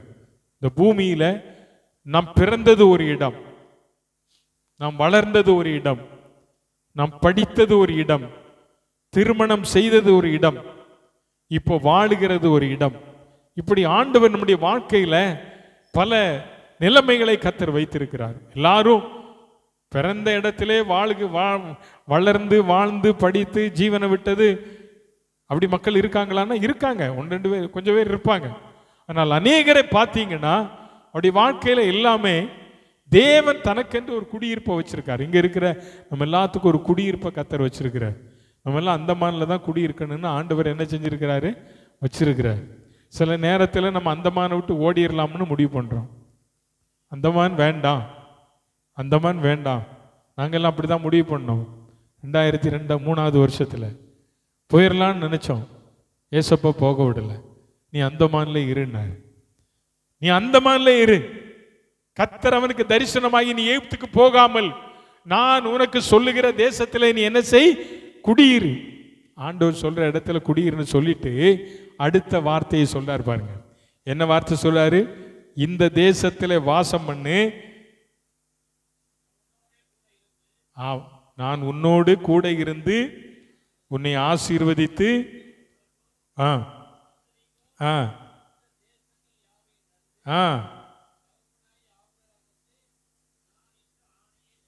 யா, இந்த வசனம் எவ்வளவு அழகா சொல்லுது பாருங்களேன். நான் உன் கூடவே இருப்பேன். நீ பஞ்சன்னு சொல்லி நினைச்சு ஓடல. இந்த தேசத்துல நீ இரு. யார் உன் கூட இருக்கிறா? பஞ்சத்தில் போஷிக்கிற கர்த்தரும் கூட இருக்கிறார். அல்லேலூயா. ஈசாக்கு மகனே, நீ ஓடாத, பஞ்சத்தை பார்த்து ஓடாத. அப்படிதான் நகோமி ஓடுனா இல்ல? நகோமி அப்படித்தானே போனாங்க. பெத்லெகேமில் பஞ்சம் வந்தபோது அந்த அம்மா மோவாப் தேசத்துக்கு போனாங்க. அந்த அம்மா மட்டும்தான் போனாங்க. அந்த அம்மாவின் குடும்பம் மட்டும்தான் போச்சு. வேற யாராவது போனாங்களா? போகல. அதனால இழப்புகள் தான். சில நேரம் தேவன் நம்மை வைத்திருக்கிற இடத்தை விட்டு விட்டு நாம சுயமாய் ஒரு இடத்திற்கு நாம் போவோமானால் அந்த இடத்துல நாம் சந்திக்க வேண்டிய ஏராளமான பிரச்சனைகள் வரும், ஏராளமான சூழ்நிலைகள் நம்முடைய வாழ்க்கையில வரும். ஆனால் அப்பதான் சில பாடங்களை ஆண்டவர் நமக்கு கற்றுத் தருவார். ஆனா அந்த சூழ்நிலைமையில கர்த்தர் ஈசாக்கிட்ட பார்த்து சொல்றாரு, நான் உன் கூடவே இருப்பேன். ஆமென். அல்லேலூயா. ஆண்டவர் நம்ம கூட இருக்கிறார். உலகத்தின் முடிவு பரியந்தம் சகல நாட்களிலும் நான் உங்க கூடவே இருப்பேன். நான் உன்னை வச்சிருக்கிற இடத்துல நீ இருந்தேன்னு சொன்னா நான் உன்னை ஆசீர்வதிப்பேன். அல்லேலூயா, அல்லேலூயா. நான் உனக்கும் உன் சந்ததிக்கும் இந்த தேசங்கள் யாவையும் தருவேன். எல்லா தேசத்தையும். இந்த தேசம் முழுவதும் யாருக்கு சொந்தம் தெரியுமா? ஆபிரகாமின் சந்ததிக்கு. எப்படி சொந்தம்? இது கர்த்தர் கொடுத்தது. அப்போ ஆண்டவர் நம்மை குடியிருக்க பண்ணுகிற தேசத்திலே நாம் என்ன செய்ய வேண்டும்? குடியிருக்கணும். ஒரு வசனத்தை மட்டும் வாசிக்க விரும்புகிறேன். 37ஆம் சங்கீதம் 3ஆம் வசனத்தை வாசிங்க பார்க்கலாம். 37ஆம் சங்கீதம் அவருடைய 3ஆம் வசனம், கர்த்தரை நம்பி நன்மை செய். கர்த்தர் சொல்லுகிற இடத்துல நீ குடியிருந்து எதை மேய்ந்து கொள்ளணுமா? சத்தியம். சத்தியம், சத்தியம் என்பது கர்த்தருடைய வார்த்தை. சத்தியம் என்பது கர்த்தருடைய வசனம். இந்த வசனத்தை நீ என்ன செய்யணுமா? மேய்ந்து கொள். அதற்கு முன்னால் அழகா சொல்லுதார், கர்த்தரை நம்பி என்ன செய்? நன்மை செய். தேசத்துல குடியிரு. நம்ம குடியிருப்பதற்கு ஆண்டவர் அழகான தேசத்தை தந்திருக்கிறார். எல்லாம் வர்றவங்க எல்லாம் சொல்லுவாங்க, அந்தமான மாதிரி அழகான இடம் எதுவுமே எதுவுமே இல்லை, நீங்க எல்லாம் ரொம்ப பாக்கியசாலின்றாங்க. அந்தமானை பாருங்கள், அழகு. எல்லா இடமும் தென்னை மரமும் பாக்கு மரங்களும் கடல்களும் சுற்றி சுற்றி நல்ல அருமையான இடங்களும் இருக்கிறது. அருமையான இடத்துல ஆண்டவர் நம்ம வச்சிருக்கிறார். இந்த தேசத்துல நம்ம இருக்கும்போது தான் தேவன் நம்மை ஆசீர்வதிப்பார். சிலருக்கெல்லாம் இப்பவும் ஓடிடலாமான்னு இருக்குது இல்லை? ஆண்டவர்கிட்ட கேட்காம ஓடாத. ஆண்டவர்கிட்ட கேட்காம என்ன செய்யக்கூடாது? போகக்கூடாது. லோத்து அப்படிதான் போனார். லோத்து ஆபிரகாம்கிட்ட சொல்லியிருக்கலாம், ஆபிரகாம் அண்ணா நீ ஒன்று பண்ணு, இவன் சண்டை வேலைக்காரன் 2 பேர் சண்டை போட்டுட்டான், நமக்குள்ள சண்டை இல்லை, ஆனால் நீங்கள் சொல்லுங்க நான் எங்கே போகணும், அந்த இடத்துக்கு நான் போகிறேன்னு சொல்லியிருக்கலாம். ஆனால் இவர் அழகாக பார்த்தாரு, திரும்பி பசுமையாக தோன்றின ஒரு இடத்த பார்த்தாரு. இந்த இடம் தான் எனக்கு வேணுன்ட்டு அங்கே என்ன செஞ்சிட்டாரு? அந்த இடம் எப்படிப்பட்ட இடமா இருந்தது? ஆமாம், அது பசுமையாக இருந்தது, ஏதேன போல இருந்துச்சு பார்வைக்கு. ஆனால் உள்ளே போன இடம் தான் தெரியுது, அது பயங்கரமான பாவம் நிறைந்த இடம், விபச்சாரம் நிறைந்த இடம், வேசித்தனம் நிறைந்த இடம், சோதோம் கொமோரா என்கிறதான ஒரு பட்டணம். இப்போ கர்த்தர் பார்த்தாரு, இந்த லோத்து அங்கே போயிட்டான். இந்த லோத்து போன உடனே கர்த்தர் அந்த பட்டணத்தை என்ன செய்ய ஆரம்பிச்சிட்டாரு? அழிக்க ஆரம்பிச்சார். நாம தெரிந்து கொள்வது அல்ல, கர்த்தர் நமக்கு தருவதை நாம் சந்தோஷத்தோடு ஏற்றுக்கொண்டால் அதில் ஒரு பெரிய ஆசீர்வாதம் இருக்கு. அது வாழ்க்கையாக இருக்கலாம், அது தொழிலாக இருக்கலாம், அது குடும்பமாக இருக்கலாம், படிப்பாக இருக்கலாம், எதுவாக இருந்தாலும் நாம் தெரிந்து கொள்வதை விட கர்த்தர் அதை குறித்து, என்னை குறித்து, உங்களை குறித்து தேவனுடைய திட்டம் என்ன, பிளான் என்ன, அதற்கு ஆண்டவருக்கு ஒன்று ஒப்பு கொடுக்கணும். அதற்கு ஆண்டவருக்கு ஒப்பு கொடுக்கணும். நல்லா பாருங்க, சவுல் ஆண்டவர் சந்திச்சார். சவுல் ஆண்டவர் சந்திச்ச உடனே ஆண்டவர் அவனை குறித்து சொன்ன ஒரே வார்த்தை, இவன் எவ்வளவாய் பாடுபட வேண்டும் என்பது என்னுடைய சித்தம். அப்போ பவுல ஆண்டவர் தெரிந்து கொண்டது, அவன் பூமியில என்ன செய்யணும்? சுவிசேஷம் அறிவிக்கணும். அவன் பாடுகளை என்ன செய்யணும்? சகிக்கணும். அல்லேலூயா. இக்காலத்து பாடுகள் இனி வரும் மகிமைக்கு ஒப்பிடத்தக்கவைகள் அல்ல. ஆகவே இந்த பூமியில பாடுபட்டார். அதனால்தான் அவர் சொன்னார், நான் நல்ல போராட்டத்தை போராடினேன், ஓட்டத்தை முடித்தேன், விசுவாசத்தை காத்து கொண்டேன். நீதியின் கிரீடம் எனக்காக என்ன செய்யப்பட்டிருக்கிறது? வைக்கப்பட்டிருக்கிறது. அப்போ ஆண்டவர் நமக்காக தந்திருக்கு. நமக்கு நான் சொல்றேன், உங்களுக்குரியதை கர்த்தர் உங்களுக்கு தான் தருவார். உங்களுக்குரியதை எனக்கு தரமாட்டார், எனக்குரியதை கர்த்தர் உங்களுக்கும் தரமாட்டார். தேவன் உனக்காய் வைத்திருக்கிற ஆசீர்வாதத்தை, தேவன் உங்களுக்கென்று வைத்திருக்கிற ஃபியூச்சரை, தேவன் உங்களுக்காய் வைத்திருக்கிற திட்டத்தை, தேவன் உங்களுக்கென்று வைத்திருக்கிற நன்மையை கர்த்தர் உங்களுக்கு தான் தருவார். அது வேற யாருக்கும் கொடுக்க மாட்டார். அதனால ஆண்டவருடைய வார்த்தை சொல்லுது, ஈசாக்கு அந்த தேசத்துல குடியிருந்தான். பஞ்சம். இப்போ வேதம் சொல்லுகிறது, கர்த்தருடைய வார்த்தை சொல்லப்பட்டிருக்கிறது, ஈசாக்கு அந்த தேசத்துல விதை விதைத்தான். கர்த்தர் அவனை எப்படி ஆசீர்வதித்தாரா? 100 மடங்காக அவன் என்ன செய்தான்? பலத்தான். அடுத்த வசனம் சொல்லுது பாருங்க, அவன் ஐஸ்வர்யவனாகி வர வர விருத்தி அடைந்து மகா பெரியவனானான். அவனுக்கு ஆட்டு மந்தையும் மாட்டு மந்தையும் அநேக பணிவிடைக்காரர்களும் இருந்தபடியினாலே பெலிஸ்தியர் அவன் மேல் பொறாமை கொண்டார்கள். ஆமேன், ஆமேன். ஆண்டவர் சொல்ற இடத்துல நீங்களும் நானும் இருந்தால், ஆண்டவர் சொல்லுகிற இடத்துல தேவன் நம்மை வைக்கிற இடத்துல இருந்தா, முதல்ல ஆண்டவர் சொல்றாரு, நான் உன்னை ஐஸ்வர்யவானாய் மாற்றுவேன்.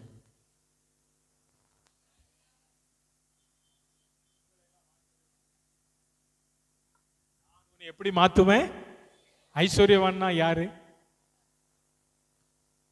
லட்சாதிபதி ஆகணுமா, கோடீஸ்வரன் ஆகணுமா? அது கூட மில்லியனியர். ஐயா, வார்த்தை உங்களுக்குள்ள என்ன இருக்குன்றது தான் வெளிப்பாடு வரணும். நமக்குள்ள நம்பிக்கை இல்லைல்ல. ஆண்டவர் சொல்றாரு, நான் உன்னை எப்படி மாத்துவேன்? ஐஸ்வர்யவனாக்கி. அவன் வர வர விருத்தி அடைந்தான். இப்ப இந்த வருஷம் 10 கோடி, அடுத்த வருஷம் 20 கோடி, அதுக்கு அடுத்த வருஷம் 30 கோடி. ஆண்டவரால முடியுமா முடியாதா? நான் சில கோடிகளுக்காக ஜெபம் பண்ணிக்கிட்டே இருக்கேன். சிரிக்கிறிய? ஏசப்பா பார்வையில் விலையேறப்பட்டது.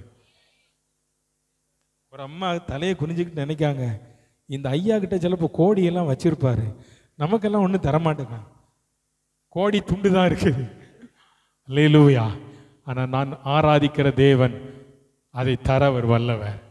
அல்லேலூயா. சொல்லுங்க அல்லேலூயா. நம்ம வாயில வரமாட்டேங்க. பார்த்தீங்களா, நம்ம வாயில வரமாட்டேங்க.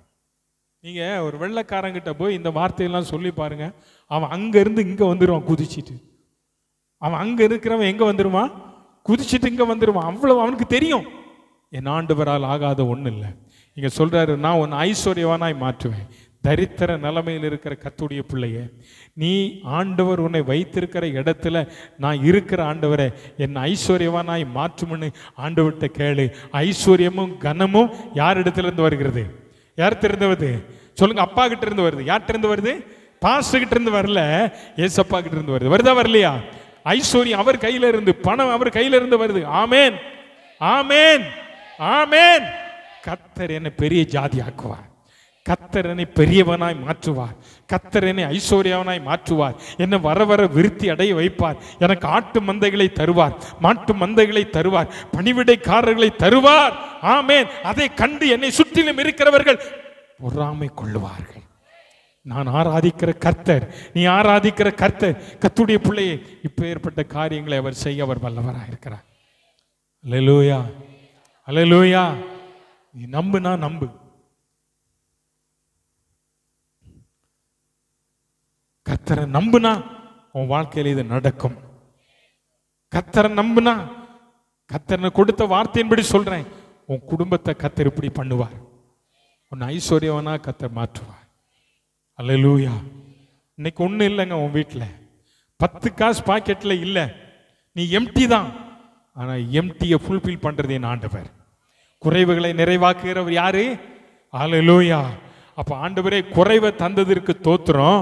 இந்த குறைவை நிறைவாக்குகிற தேவன் என்னோடு கூட இருக்கிறீர், அதை நிறைவாக்குவீர், அதற்காகவும் சோத்திரன்னு சொல்லி பாருங்க, உனக்கு கர்த்தர் நிறைவாக்குவார். அல்லேலூயா. ஈசாக்கு அந்த தேசத்துல விதை விதைத்தான். கர்த்தரவனை ஆசீர்வதித்தார். அவனுக்கு ஆட்டு மந்த, மாட்டு மந்த, வேலைக்காரன். எப்படி? யாருங்க? வேலைக்காரன்.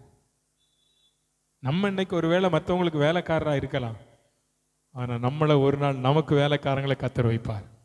அல்லேலூயா. வைப்பார வைக்க மாட்டாரா?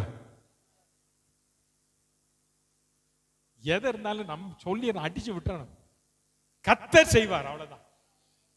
நம்ம ஆண்டவர் அப்படி நம்ம கிட்ட ஏசப்பா அதெல்லாம் விரும்புகிறார். என் பிள்ளை வாயிலிருந்து என்ன வரும்?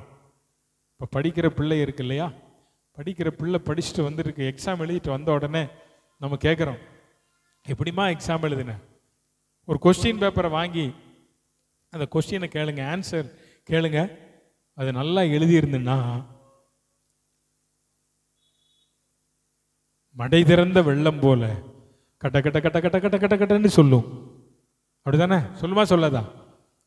நல்லா எழுதலைன்னா நான் நான் நான் அங்கே இப்படிதான் சொல்ல. ஆனா நீ நல்லா படிச்சுட்டு போனா எழுதிட்டு வந்த கொஸ்டினுக்கு கேட்டா நான் அங்கே போனேன், நான் அதை செய்தேன், அங்க தடங்களே என்ன செய்யாது, வராது வராது. உன் வாழ்க்கையில நீ ஆண்டவர்கிட்ட சொல்லணும், ஆண்டவரே நீர் சொல்ற இடத்துல தான் நான் இருக்கேன், நீ சொல்றதா நான் படிப்பேன். ஆண்டவரே எனக்கு நான் என்ன படிக்கணும்னு தெரியாது, நான் என்ன படிக்கணும்னு எனக்கு சொல்லித்தாங்க, நான் எந்த காலேஜுக்கு போகணும் சொல்லித்தாங்க. ஆனால் கர்த்தர் வழி நடத்தின்படி கொண்டு போனா கர்த்தர் நேர்த்தியாய் நடத்துவார். சொல்லுங்க, கர்த்தர் நேர்த்தியாய் நடத்துவார். அல்லேலூயா, அல்லேலூயா. கர்த்தர் கொண்டு போனார்னா நேர்த்தியாய் நடத்துவார். நீயா முயற்சிக்காத, நீ முயற்சி பண்ணுனா ஃபெயிலியர் ஆயிடுவ. ஆனால் கர்த்தர் நடத்த ஆரம்பிச்சிட்டாருன்னு வைங்களேன், அதை நேர்த்தியாய் கொண்டு போயிடுவார். அருமையான கர்த்தருடைய பிள்ளை ஈசாக்கினுடைய வாழ்க்கையில் கர்த்தர் சொன்ன இடத்துல அவன் குடியிருந்தான். பஞ்சம், அதிகமான பஞ்சம். ஆனாலும் அந்த தேசத்தில் விதைச்சிட்டான். கர்த்தர் சொன்னபடி விதைச்ச போது 100 மடங்கு கர்த்தர் அவனை என்ன செய்தாராம், ஆசீர்வதித்தார். அதற்குரிய பலனை கர்த்தர் அவனுக்கு கொடுத்தார். நீ எந்த தேசத்துல பஞ்சத்துல கஷ்டப்படுறியோ அதே தேசத்தை விட்டு நீ போகாத. கர்த்தர் உன் கையின் பிரயாசத்தை வர்த்திக்க பண்ணுவார். கர்த்தர் உன் கையின் பிரயாசத்தை வர்த்திக்க பண்ணுவார். கர்த்தர் உன்னை ஐஸ்வர்யவானாய் மாற்றுவார். தேவன் தம்முடைய ஐஸ்வர்யத்தின்படி நாம் ஐஸ்வர்யவானாய் மாறுவதற்காக அவர் நமக்காக என்ன செய்தாரா, தரித்திரரானார் என்று அப்போஸ்தலனாகிய பவுல் சொல்றார். கொரிந்திய சபைக்கு நினைக்கிறேன், அதுல சொல்றாரு, நாம் ஐஸ்வர்யவான்களாய் மாறுவதற்காக அவர் நமக்காக என்னவாய் மாறினார். நீ ஐஸ்வர்யவான்க, ஏசப்பா உனக்காக தரித்திரராய் மாறினார். ஆனா இன்னைக்கும் ஏன் தரித்திரம் தரித்திரன்ற? ஒண்ணுமில்ல ஒண்ணுமில்ல ஒண்ணுமில்ல ஒண்ணுமில்ல ஒண்ணுமில்ல ஒண்ணுமில்லைன்னா ஒன்றும் இல்லாம தான் போகும். இல்லைனாலும் இருக்குன்னு தைரியமா சொல்லு. ஆமென். உன் விசுவாசத்தை கர்த்தர் கனப்படுத்துவார். நான் இன்னைக்கும் சொல்றேன், என்னை சுற்றில இருக்கிறவங்க எல்லாம் சொல்லுவாங்க, எங்க பாஸ்டருங்க இடம் இருக்கு? இருக்கு இருக்கு, அது ஆண்டவர் தருவார். ஆமென். எத்தனை கோடினாலும் சரி, எனக்கு தெரியும் என் ஆண்டவர் தருவார். அதில் யார் என்னை கழுத்தை வெட்டி போட்டாலும் சரி, இந்த வார்த்தையை மட்டும் என்னிலிருந்து யார் எடுக்க முடியாது. எனக்குள்ள நம்பிக்கை இருக்கிறது. என் தேவன் என்னை இந்த தீவில் இந்த பகுதியில் வைத்தது உண்மை. ஆனால் அதை கண்டு அதுக்கு பிறகுதான் அந்த பூமியை விட்டே போவேன். அல்லேலூயா. எனக்குள்ள ஒரு தரிசனத்தை ஆண்டவர் தந்திருக்கிறார். சபை எப்படி கட்டணும், சபை எந்த மாதிரி கட்டணும், எல்லாம் எனக்குள்ள இருக்கு. எத்தனையோ பேர் சொல்லிட்டு போறாங்க. எனக்கு அதை ஏன் பாசமா கூட அடிக்கடி தான் சொல்றாங்க. எனக்கு அதை குறித்து கவலையே இல்லை. நான் கர்த்தரை நம்பி இருக்கிறேன். என்னை அழைத்தவர் கர்த்தர், என்னை அந்தமானில் உட்கார வைத்தவர் கர்த்தர். இல்லைன்னா 22 வருஷத்துக்கு முன்னாலே நான் போயிருக்கணும், அந்தமான விட்டு போயிருக்கலாம். ஆனால் கர்த்தர் சொன்னார், மகனே இங்கேயே இரு, உனக்கு நான் ஊழியத்தை தருவேன், உனக்கு ஊழியத்தை தருவேன்னார். தந்திருக்கிறார். என் ஆண்டவர் கனப்படுத்தி வைத்திருக்கிறார். எந்த இடத்துல நான் வெட்கப்பட்டு தலை குனிந்து நடந்தேன் என்று சொல்வதை விட வேதனைப்பட்டு நடந்தேனோ அதே இடத்துல கர்த்தர் என்னை அநேகருக்கு முன்பாக உயர்த்தி வைத்திருக்கிறார். அல்லேலூயா, அல்லேலூயா. தேவனுடைய வார்த்தையை நான் நம்புகிறவன், தேவனுடைய வார்த்தையை பிரசங்கிக்கிற நான், இந்த வார்த்தையின் மேல் நம்பிக்கை இல்லை என்று சொன்னால் இதை நான் சொல்லுகிற நான் பொய்யனாய் மாறிவிடுவேன். ஆகவே நான் கர்த்தரை நம்புகிறேன். கர்த்தரை நம்பு, கர்த்தரை நம்பு, அதில் இருக்கு உனக்கு தெம்பு. இல்லைன்னா உன் வாழ்க்கை முழுவதும் வம்புதான். ஆமென். நான் கர்த்தரை நம்பி இருக்கிறேன், அதனால தான் எனக்கு தெம்பா இருக்கு. அல்லேலூயா. கர்த்தர் நம்புகிற பிள்ளைகளை கர்த்தர் கைவிட மாட்டார். ஈசாக்கு அந்த தேசத்துல விதைத்தான். கர்த்தர் அவனை 100 மடங்கு ஆசீர்வதித்தார். அவன் ஐஸ்வர்யவானானான். அவன் என்னவானான்? வர வர விருத்தி அடைந்தான். மகா பெரியவனானான். ஆடு மாடு கிடைச்சிச்சு, மாட்டு மந்தை கிடைச்சிச்சு, ஆட்டு மந்தை வந்துச்சு, வேலைக்காரர்கள் வந்தாங்க, அவன் மேல பொறாம கொண்டாங்க. உன் வீட்டுக்குள்ள ஒரு புது சாமான் வந்துச்சுன்னா யார் முதல்ல பொறாமப்படுவா தெரியுமா? யாருங்க? பிசாசு முதல்ல பொறாமப்படுவான். ரெண்டாவது உன் கூட பிறப்பு தான் பொறாமப்படுவான்.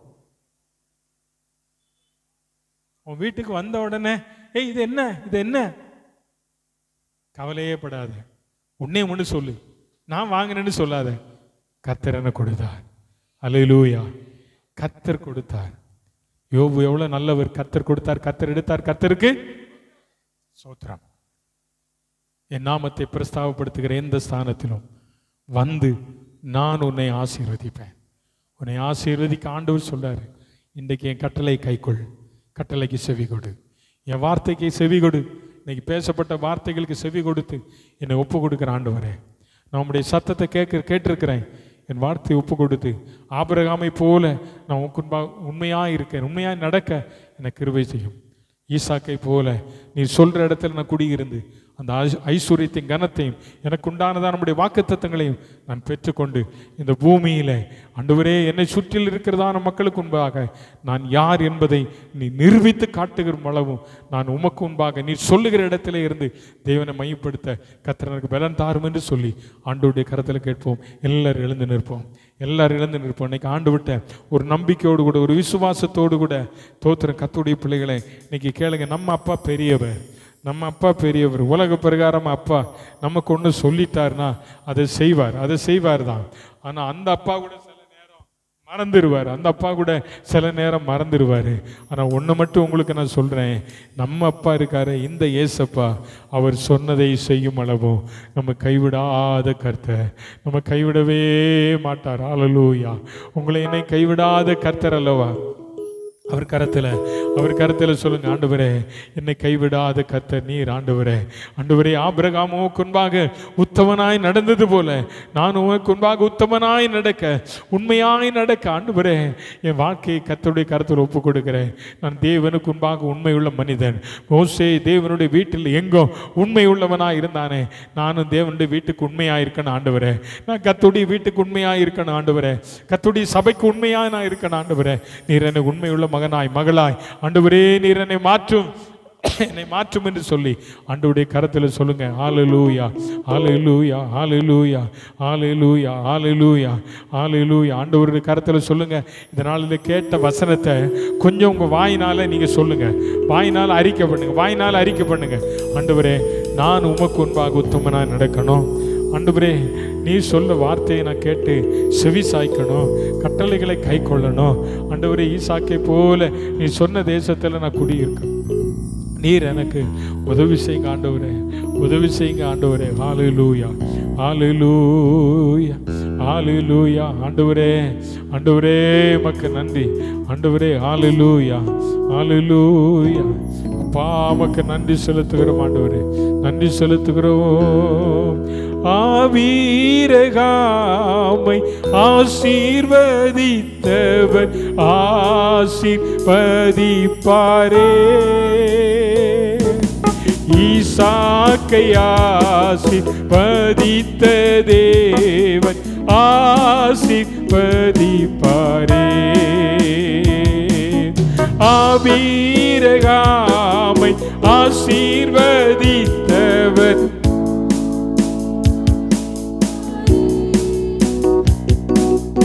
ஈசாக்கை ஆசீர்வதித்த தேவன் ஆசீர்வதிப்பாரே.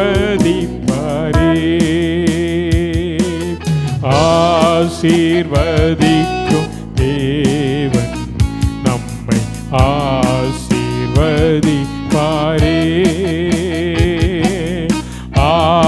ஆசீர்வதிக்கும் இயேசு என்னை ஆசீர்வதிப்பாரே. ஆசீர்வதிக்கும் இயேசு, ஆசீர்வதிக்கும் தேவன் உன்னை ஆசீர்வதிப்பாரே. பதிப்பாரே. துதி ஸ்தோத்திரம் இயேசுநாதா, துதி உமக்கே என்றுமே. ஆசீர்வதிக்கும் இயேசு உன்னை ஆசீர்வதிப்பாரே. நல்ல பிதாவே, கிருபையுள்ள ஆண்டவரே, இந்த நல்ல கால வேளைக்காக நாங்கள் ரொம்ப நன்றியோடு துதிக்கிறோம். இந்த நாளில் ஆண்டவரே, நீர் கொடுத்ததான இந்த நல்ல வார்த்தைகளை தருமையான பிள்ளைகளோடு பகிர்ந்து கொள்ள ஆண்டவர் அடியானுக்கு தந்த பலனுக்காய் கிருபைக்காய் ஸ்தோத்திரம். ஆண்டவரே, தேவையில்லாத எந்த வார்த்தையும் சொல்லாதபடி என்னை காத்து கொண்டீர். தேவையானவர்களை பேச என் நாவில வார்த்தைகளை தந்தீர். அதற்காய் நன்றி. இந்த வார்த்தைகளை கேட்டுக்கொண்ட பிள்ளைகள் ஒவ்வொருவரையும் ஆண்டவரே நீர் தொடுமையா இவங்க வாழ்க்கையில் ஆண்டவரே சோத்திரம். கர்த்தாவே, கர்த்தருடைய கட்டளைக்கு கீழ்ப்படுகிற பிள்ளைகளா கர்த்தர் நம்மை நினைத்திருக்கிறார், அவர் ஆசீர்வதிப்பார் என்ற அந்த வார்த்தையின்படி இவளை நீர் ஆசீர்வதியும். உக்குன்பாய் உத்தமனாய் நடக்க உதவி செய்யும். நீர் காண்பிக்கிற தேசத்தில் இருந்து சத்தியத்தை மேய்ந்து கொள்ள கர்த்தர் பலன் தாரும். அந்த சிறியோர் பெரியோர் ஒவ்வொருவரையும் ஆண்டவர் ஆசீர்வதியும். ஒவ்வொரு குடும்பத்தை ஆசீர்வதியும். செய்கிற தொழில்கள் வேலைகளில் ஆண்டவருடைய கிருபை இருக்கட்டும். படிக்கிற பிள்ளைகளுக்கு வேண்டிய ஞான கிருபையை தாரும். ஆண்டவரே, தொழில் செய்கிற பிள்ளைகள் எல்லாம் ஏசப்பா நீர் ஆசீர்வதியும். இதனால பலவீனமாக இருக்கிற பிரபு அப்பாவுக்காக நாங்கள் ஜோம் பண்ணுகிறோம். ஆண்டவரே சோத்திரம். ரூபிக்காய் ஜோம் பண்ணுகிறோம். சுசிலாமாவுக்காய் ஜோம் பண்ணுகிறோம். செல்விஸ்வருக்காய் ஜோம் பண்ணுகிறோம். ஆண்டவரே, இன்னும் யாரெல்லாம் பலவீனமாக இருக்காங்களோ ஆண்டவரே எல்லாருமே ஆண்டவருடைய கிருபை இருக்கட்டும். எங்களுடைய பிள்ளைகள் பல வெளியிடங்கள் எல்லாம் இருக்காங்கப்பா, அவங்க எல்லாரையும் கர்த்தர் பாதுகாத்துக்கணும். இந்த வாரம் பிறந்த நாள் திருமண நாளை கொண்டாடுகிற பிள்ளைகள் யாவரையும் கர்த்தர் கிருபைக்குள்ளே மூடிக்கொள்ளும். கடந்து போகிற பிரயாணங்களில் கூட இயேசுவின் நாமத்தில் ஜெபிக்கிறோம் ஜீவனுள்ள நல்ல பிதாவே. என் ஆத்துமாவே கர்த்தரை ஸ்தோத்திரி, என் முழுமே பரிசுத்த நாமத்தை. என் ஆத்துமாவே கர்த்தரை ஸ்தோத்திரி, அவர் செய்த சகல உபகாரங்களையும் வரும். நம்முடைய கர்த்தராகிய இயேசு கிறிஸ்துவின் கிருபையும் பிதாவாகிய தேவனுடைய அன்பும் பரிசுத்தாவின் சமாதானம் காவலும் இன்றும் என்று கர்த்தருடைய வருகை மட்டும் இருப்பதாக. அல்லேலூயா, அல்லேலூயா. கர்த்தர் உங்களை ஆசீர்வதிப்பாராக.